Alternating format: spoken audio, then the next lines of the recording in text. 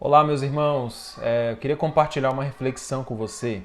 Você tem ouvido muitas notícias nesses últimos tempos?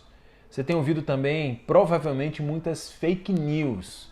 Sabe por que fake news? Porque a maioria dessas notícias, elas vêm com a ideia de distorcer a verdade dos fatos. É claro, tem muitas notícias ruins que têm acontecido e parte dessas notícias que têm sido trazidas pela mídia, elas são sim, elas trazem conteúdo também verdadeiro.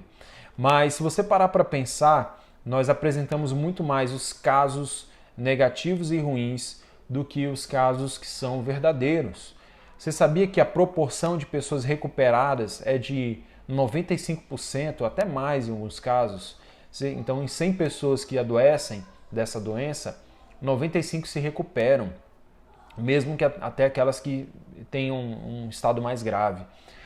E que boa parte dessa 4 vezes mais pessoas se recuperam do que pessoas morrem atualmente no quadro geral do mundo inteiro, certo?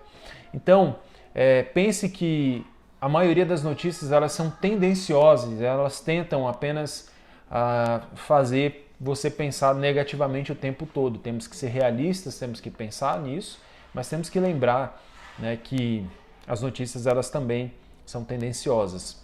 E você sabia que as fake news ou as notícias ruins, elas podem matar você?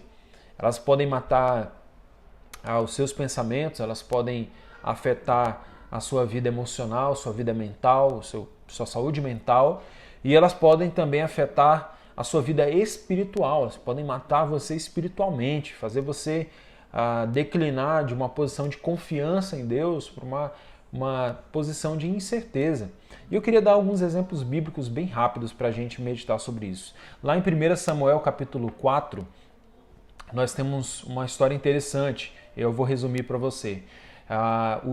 O povo de Israel entra em batalha, é tempo dos juízes ainda, ele entra em batalha com os filisteus, um inimigo constante do povo de Israel, e numa dessas batalhas eles perdem 3.000 homens, depois eles buscam a arca de Deus em Siló e vão novamente para a batalha. O que acontece é que os filisteus reagem fortemente contra o povo de Israel e cerca de 30.000 homens morrem naquela batalha, né? Homens de infantaria.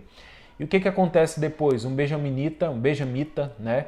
Ele vai correndo até Samuel, até Eli, na verdade, até o profeta Eli, para dar a notícia para ele. E quando ele chega, ele dá a má notícia e conta também que os filhos de Eli morreram e também a arca foi levada pelos filisteus. Imediatamente, Eli cai para trás da cadeira que ele estava sentado, quebra o pescoço e morre. É claro que eu vou fazer uma analogia aqui, não estou dizendo que isso vai acontecer com você. Mas eu quero dizer que se você não tiver o devido cuidado em filtrar as notícias, ou em como você vai assimilar as notícias ruins, que elas também são verídicas, você vai deixar isso tomar a sua vida, o seu coração, e isso vai fazer você cair para trás, né? Fazendo uma analogia com o texto, isso pode prejudicar muito a sua vida emocional, a sua vida espiritual, a sua vida familiar. E eu queria encorajar você com um texto lá de Filipenses 4:8. É um texto muito conhecido por nós, que diz assim: finalmente, irmãos, tudo o que for verdadeiro, tudo o que for nobre, tudo o que for correto, tudo o que for puro, tudo o que for amável, tudo o que for de boa fama, e se houver algo de excelente ou digno de louvor, pense nessas coisas. Paulo, eu não sei se você sabe, mas ele estava preso nesse período de tempo.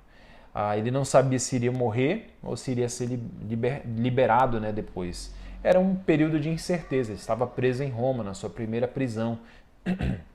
E ele escreve essa carta, mesmo assim, encorajando os irmãos a alegrarem-se no Senhor. É conhecida a carta da alegria.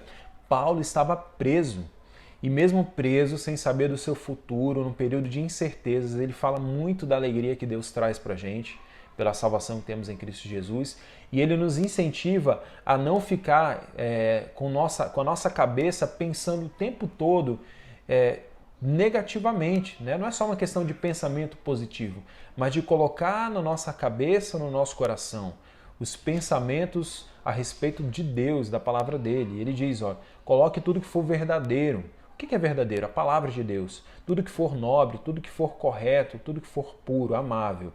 Tudo o que é de boa fama, se há algo de excelente ou digno de louvor, pense nessas coisas. Se existe algo que é melhor para a gente pensar nesse tempo, é a palavra de Deus, é trazer no nosso coração boas lembranças, lembranças das bênçãos de Deus, os momentos de comunhão, das coisas que Deus fez na nossa vida, rechear o nosso coração e a nossa mente com a palavra de Deus, com as coisas que Deus tem feito, com as bênçãos de Deus, com a boa notícia do Evangelho, que fomos perdoados por Deus, estamos salvos por Ele e temos a sua graça, hoje e eternamente também. Isso vai ajudar a guardar o seu coração e a sua mente e vai ajudar você a permanecer firme, a não cair diante das notícias ruins, mas a pensar naquilo que realmente vale a pena pensar. Que Deus abençoe sua vida. Um grande abraço.